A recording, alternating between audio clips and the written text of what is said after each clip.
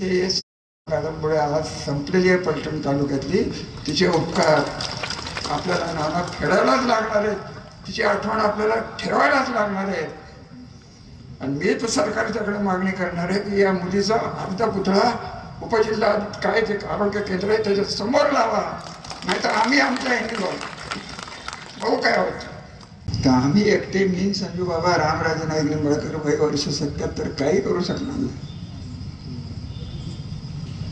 प्रमुख कार्यकर्ते जर म्हणायला लागले लोक आमच्या मागे लागेल, काय करायचे त्यांची भांडणं आहेत, आपलं तर पोट भरलंय नंतरचं खाऊ. माझी या शुभदिनी तुम्हाला वॉर्निंग आहे,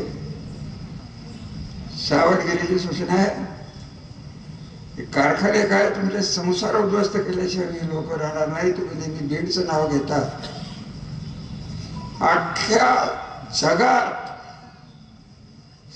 मालोजीराव नाईक निंबाळकरांना जे जमलं नाही हे आपल्या फलटणचं नाव CNN आणि BBC न्यूजवर गेलेलं आहे की असं असं झालेलं. एवढं लक्षात घ्या, इतकी बदनामी ही कशी धुवून काढायची. तर कमीत कमी त्यांना कोणाला पश्चाताप झाला नसेल, ज्यांनी कोणी काय केलं असेल त्याला माझं काय बोलायचं नाही. परत सांग, तपास चालू आहे, मुख्यमंत्री काय करतील त्याच्यावर माझा विश्वास आहे. आणि मला अजून खूप कुमकुमिया बोलायचे, पण योग्य वेळी मी सगळंच बोलतो. हे काय होईल ते होईल. पण माझ्या तालुक्याचं, माझ्या संस्थानाचं नाईक निंबाळकर या ब्रँडचं जे वाटोळे या बाबाने केलेले आणि त्याला या प्रल्हाद सारखे चोर मदत करतायत, हे भरून कसं काढायचं याचं उत्तर मला द्या. अहो किती संस्थानिक होते की 70 लाख रुपये दिले तिजोरीत. तुम्हाला कल्पना आहे 70 लाखाची किंमत आज काय झाली असते. तुमचा कालवा आला नसता ते गोट्यात तुला नोकरी तरी मिळाली असते. सारखा भावाला घेऊन येतो नोकरी द्या नोकरी द्या.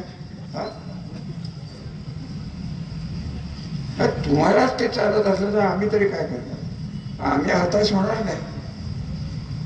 तुम्ही कुठं राजकारणात कुठं शेण खायचं तिथं खा, कुठं खायचं तिथं खा, मला काय घेणं देणं नाही.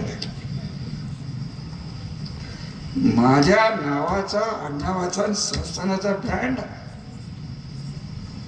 आणि जगाला आणि महाराष्ट्राला मी दाखवून देणार आहे.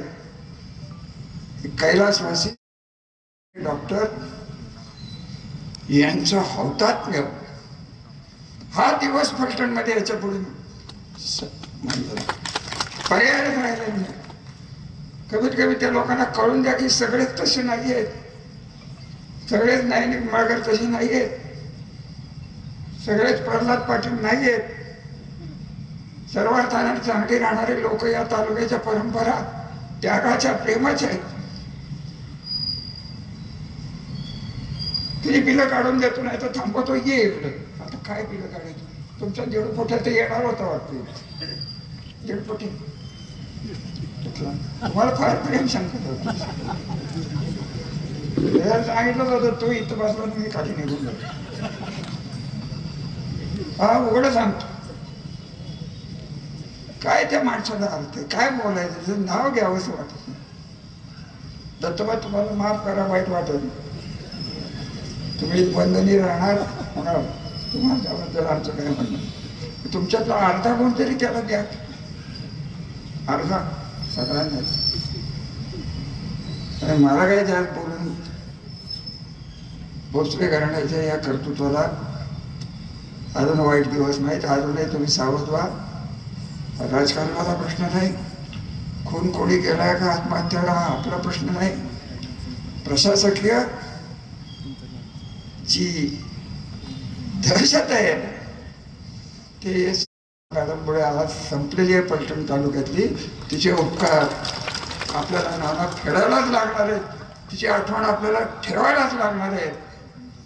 आणि मी तर सरकारच्याकडे मागणी करणार आहे की या मुलीचा अर्धा पुतळा उपजिल्हा काय ते आरोग्य केंद्र आहे त्याच्या समोर लावा, नाहीतर आम्ही आमच्या ह्यांनी भाऊ काय होत. कोण नाही म्हणते भाऊ.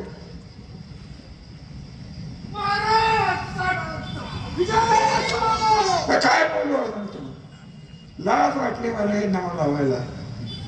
की अशी माणसं आमच्या घरात आहेत आणि हेच बडबड करते, हेच बडबड करते, हे साथ देते आणि कोणाला काय दिलं नाही.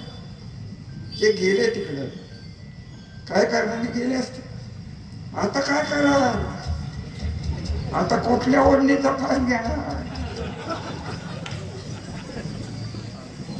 सांगा की.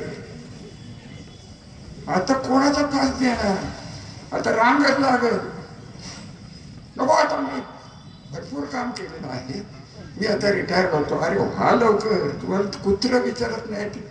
तिथं माझ्या घरात बेडरूम पर्यंत येत आहेत, तिथं 3-3 तास वाट बघायला लागते. तरी